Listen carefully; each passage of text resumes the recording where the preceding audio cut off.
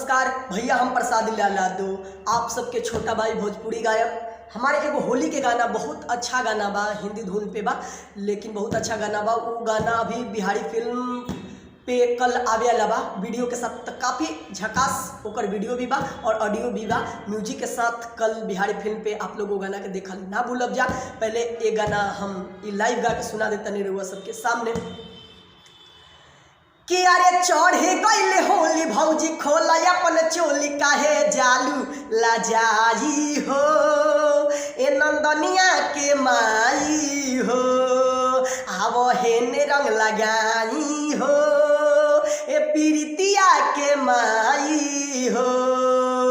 कि चढ़े गईले होली भौजी खोला अपन चोली काहे जालू लाजाई हो, ए संध्यावा के माई हो, आवो हेने रंग लगाई हो, ए आकाशवा के माई हो।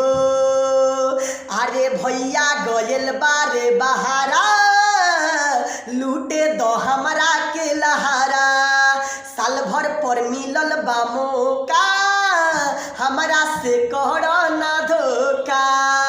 हो भैया गयल बारे बहारा, लूटे दो हमरा के लहारा, अरे साल भर पर मिलल बा मौका, हमरा से करो ना धोखा।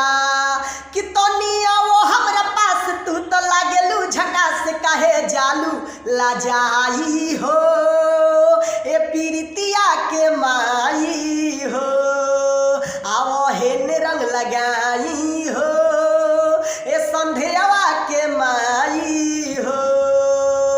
हो पप्पू विराट से खेल होली, तोहरा से केहू ना बोली, प्रसादी रंगीता हर चोली, आवो नहेने टोली।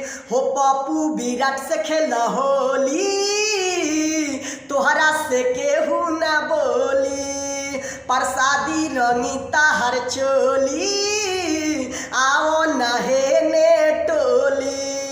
हो कलमुंड फरेस भौजी कर तारू रेस, हो कलमुंड फरेस भौजी कर तारू रेस, काहे जालू खिसियाई हो, ए संध्यावा के माई हो, आओ हेने रंग लगाई हो, ए नंदनिया के माई हो।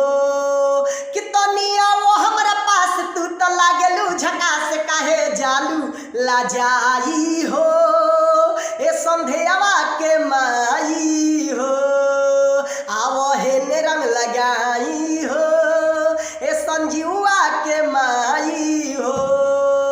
तो भैया सब ये गाना जौन बा ऑडियो वीडियो कल बिहारी फिल्म पे आई, फिर प्रसाद एंटरटेनमेंट चैनल पे भी आवेला बा ये गाना।